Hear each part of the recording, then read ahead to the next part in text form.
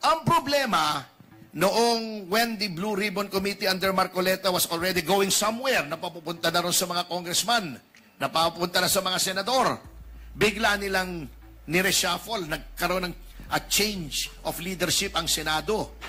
Anong ginagawa nila ngayon? Yung request for immunity ni Diskaya, who is willing to spill the beans, dininay. Anong cause for denial? Echo ha, parehong sinasabi ng Justice Secretary at ng Senate President. Dapat ibalik muna nila yung ninakaw nila. Teka muna, wala po sa batas yan. Kasi tingin ko sa One Ball University na nag-aaral na ng law si Tito Soto. Nung na-repatriate si Cassie Leong at si Sheila Guo dito sa Pilipinas at dinala sa BI, kung aarestuhin man po sila, it should be by the House Sergeant at Arms or the Senate Sergeant at Arms because they had contempt orders from both houses.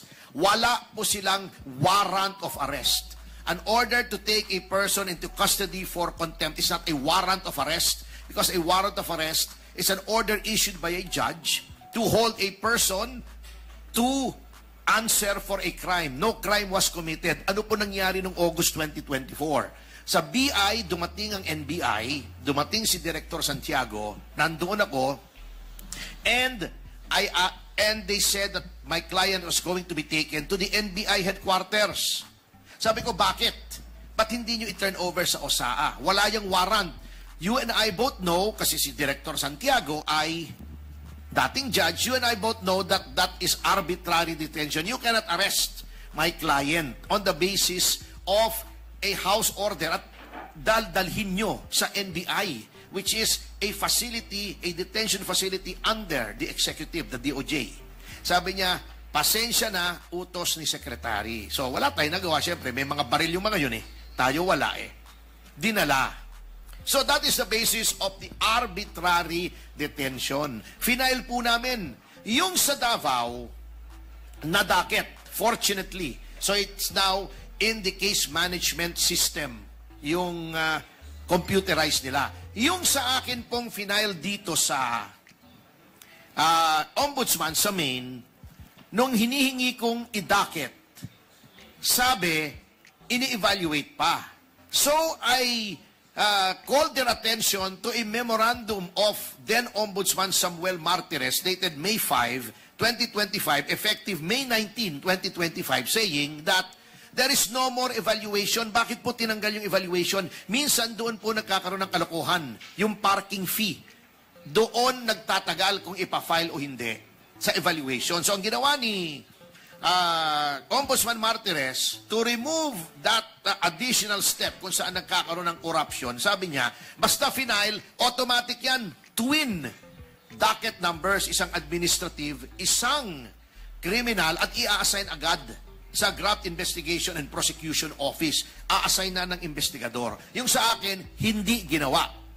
Hindi ginawa. In violation of their own rules. Bakit ayon lang idakit? Para hindi masama sa case management system nila. Para hindi maging sagabal sa clearance. That is one way by which the acting ombudsman is bending, disregarding the rules to favor one man. Yan po ang mabigat kung magiging ombudsman si Boying Remulla. May original sin. How can you appoint a person to a supposedly independent body where when the executive is moving heaven and earth to violate the rules to have him appointed there? So sa simula pa lang, hindi na independent yung ombudsman. At this is a culture that is being propagated by this present administration sa pagba-violate ng rules, katulad nung kay Duterte. Yung pagdala sa ICC, napakaraming rules, including the Constitution, that was violated. Yung kaso po sa akin na libel, kina Banat Bay, kasama ba si Trixie ron? Kasama si Trixie, si Crisette, di ba? Alam nyo, nagulat po kami kasi final po yun sa main office ng DOJ. When I questioned the jurisdiction of the main office, sabi sa akin ng prosecutor, si Prosecutor Felipe, may national jurisdiction po kami. Oo, kako. Pero, yung own circular nyo under Section 6, yung circular na series of 2024, under Section 6, the main office can only take cognizance of cases under 4 circumstances. Ha? Kasi, kaya nga tayo may city and provincial prosecutors. Number 1, kung national security. Anong national security ng libel? Ha? At cyber libel. Number 2, when there is a task force created. Wala naman task force Banat-Bay. Wala namang task force Topacio. Wala namang task force Trixie. So, sablay na naman. Number 3, in order to avoid miscarriage of justice. Ito po yung mga times na ang respondent ay very influential or may mga private armed groups or capable of influencing, intimidating witnesses. Kami yung respondent eh. May private armed groups ba kami? Nasa poder ba kami? On the contrary, ang nagdemanda sa amin na nasa poder, senador. A senator of the republic. O number 4, when public interest requires. What public interest is required? By filing it sa main office. Under the law, under the libel law, kapag public official ang nag-file ng kaso, dapat doon sa prosecution office kung saan siya nag-hold office. In this case, Pasay City. Dapat po doon final ni Riz Ontiveros. Kaya lang, mukhang takot siya sa Pasay City kasi parang hindi niya makontrol. Kasi yun ang same prosecution office that filed a case for wiretapping against her which is still pending. So humaharap siya ng kakampi, gusto niya ang mag-determine yung mismong opisina na kung saan nandoon si Boying Remulla. So these are the things na nakikita nyong brazen ang kanilang violation of the rules. So dapat pong malaman ito. Ngayon, ang balita ko from reliable sources ay gusto daw i-undakit yung Davao na final ni Atty. Torion. On what basis? Naglabas daw, although I'm still trying to get a copy, naglabas daw ng new memorandum order na sinasabing yung automatic docketing daw is suspended. Ito pa, mabigat ha. And the suspension is retroactive 10 days from the date of the memo. Saan kayo nakakita ng memorandum order retroactive? So all of these are designed to give clearance to Remulla, yang hindi pagdakit, pag-retroactive, pag-defer ni Kiko Panghilinan. Then yung sinasabi ni Remulla, can you imagine the mentality? Ito yung gagawin yung ombudsman. Sabi niya, hindi daw nag-apply yung constitutional provision, pwede daw i-disregard ng Malacanang na hindi galing sa shortlist o pabuksan ulit yung shortlist. Mrs. Gloria Macapagal Arroyo tried to do that during her time. The JBC pushed back, and in fairness to Mrs. Arroyo, she did not insist because it's unconstitutional. So lahat po ito ay ginagawa para maging ombudsman si Boying Remulla. For the first time, magkakaroon ng ombudsman na politiko na nag-serve under a president na politically compromised ang kanyang integrity at ang kanyang ang kanyang impartiality. Hindi po, kita niyo yung mga list ng ombudsman, may politiko ba dyan? Wala.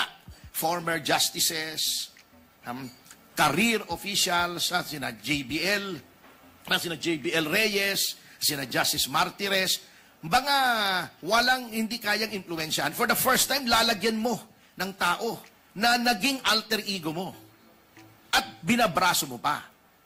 Another example of how this administration is bending or even outrightly breaking the law. Yun pong request ni Senator Marcoleta for immunity for Diskaya. Kami po sa Citizens Crime Watch, we want immunity not only for Diskaya but all whistleblowers. All whistleblowers. Because may batas po yan. Ang problema, noong when the Blue Ribbon Committee under Marcoleta was already going somewhere, napapupunta na rin sa mga congressman, napapupunta na sa mga senador, bigla nilang nireshuffle, nagkaroon ng a change of leadership ang Senado. Anong ginagawa nila ngayon? Yung request for immunity ni Diskaya, who is willing to spill the beans, dininay. Anong cause for denial? Echo ha, parehong sinasabi ng Justice Secretary at ng Senate President. Dapat ibalik muna nila yung ninakaw nila. Teka muna, wala po sa batas yan. Kasi tingin ko sa One Ball University, nag-aaral na ng law si Tito Soto. Ang batas pong relevant are 3. Okay? Yung sa witness protection at sa immunity. Number 1, the earliest law is Presidential Decree 749, the first ever Whistleblowers Act in the Philippines. That was a presidential decree of Marcos Sr. enacted under the lawmaking powers of the President under the 73 Constitution when Amendment 6 was introduced, giving the President lawmaking powers aside from the batasang pambansa. Ang nakalagay po roon, kapag may whistleblower sa yung bribery, direct bribery, indirect bribery, qualified bribery under the revised penal code, 2009, 2010, 2011, at 211 ng RPC, yung smuggling at saka tax evasion, yun po ang covered ng 749, may immunity. Wala po sa batas na sinasabing mag-restitution ka muna. There is no restitution provision. Doon po sa Rule 119 ng Rules of Court, may requirements din to become state witness. Wala rin pong restitution. Doon po sa Witness Protection Act, wala din pong restitution doon. Bakit ini-insist ng DOJ Secretary at ng Senate President that there should be restitution? Yung restitution, sasabihin nila, tinatawanan tayo niyan. They will get away with it. No. If you become state witness, you only get immunity from criminal action. Kung mayroon kang ill-gotten wealth, that is subject to another proceeding. Forfeiture. Meron pong way para kunin yung ill-gotten wealth. Kung sasabihin nila yung lifestyle check, bakit yung mga contractors ang nila-lifestyle check nyo? At dapat yung mga congressmen at yung mga DPWH engineers, officials, bakit? Because the presumption under the law that if your wealth is more than your salary, which gives rise to a presumption that the excess is ill-gotten, only applies to public officials. Kaya lifestyle check, hindi po applicable yon sa private individuals. This is not to say na wag bawiin kung ang mga Diskaya, kung sino mang impaktong contractor dyan ay may ill-gotten wealth, may forfeiture proceedings. Pero hindi pwede sinasabi ni Tito Soto, na magkaka-accounting, forensic accountant, isoli mo muna bago ka mag-state witness. Wala po. Wala po. Baka si Miss Tapia lang ang nag-lecture sa kanya noon. Hindi po valid yung opinion na yun. Bakit nila dinadagdagan? Ayaw nilang magkaroon ng immunity. Bakit ayaw nilang magkaroon ng immunity? Kasi ngayon, ini-intimidate na nila na wag nang ituro yung mga congressmen, yung mga senador. How can you get good information from a whistleblower if you do not protect the whistleblower? Kita nyo lahat ng batas ng immunity. Pinoproteksyonan. Binibigyan ng safe house, binibigyan ng security personnel para hindi matakot. Eto, gustong mag-spill the beans, tinatakot nyo. O ngayon, pinakontempt nyo. What private person will not be intimidated by these acts? Alam nyo, wala na mangyayari dyan kung ganyan ang Senate President at ang DOJ Secretary. You can write this legislative investigation sa Senado off. Maniwala kayo. I have been a veteran of so many legislative inquiries na walang nangyari kasi ayaw bigyan ng immunity. Ang may mangyayari lang dyan ay kung bibigyan mo ng immunity, otherwise magkakaroon lang ng fall guy dyan. Parang yung Bangladesh bank scam. Ang ginawa nilang fall guy, yung manager ng bangko, yung mga high-ranking bank executives, andyan pa. Nakatira pa sa Forbes Park, still enjoying. Pinagmulta lang ng 1 billion ang RCBC for all these lapses. Na, that's although it may be a big amount, that's peanuts to a banking institution like RCBC. Lahat yan, yung mga high-ranking officials, nandyan, still making millions, if not billions a year. Ang yung manager. Yung fertilizer fund scam, yung mga supplier ang nademanda. By the way, naabsuelto na yung marami, including my client. Yung mga opisyal ng Department of Agriculture, walang nademanda ron. Walang nademandang public official. So, ganito po mangyayari dyan.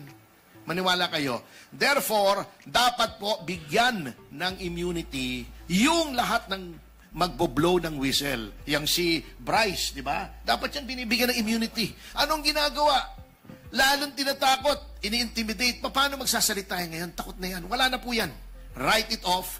And pag si Remulla ay binraso pa nilang maging ombudsman, you can really say with definiteness na yung sinasabi lang hindi umaandar ang justice system dito sa Pilipinas, baka magkatotoo na po talaga with that kind of ombudsman. So yun lang po ang aming sinasabi rito. Plus, sana wag mag-focus sa flood control. Kasi, etong si Nasoto, parang holier than thou. Ba't hindi nila tingnan yung biglang lumobong presyo ng new Senate building sa BGC under the leadership of Tito Soto? But ayaw nilang tingnan yung 10.9 billion project ng City Hall under Vico Soto. They're painting themselves as saints here. Tignan natin, ano ba yung nangyari doon sa building doon? Sa yung bagong City Hall, yung may ginibang parking lot. Exempted ba yon sa... Okay ka lang? I just resigned. Inquiry on corruption dahil pamangkin ng Senate President. So, all of these things have to be taken into account kung gaano kaseryoso. Ang Senate, kung ayaw nilang bigyan ng immunity, alam na natin, they're protecting people, they're preventing people from saying, from giving good and true information. So yun lang po ang gusto naming ipakita sa inyo. This should be a cause for outrage. At kami naman po, kay makinig, kay hindi, kay yung ibang mga compromised na media natin na hindi i-report o hindi, we will have to keep talking. Because eternal vigilance is the price of freedom and democracy. Maraming salamat po.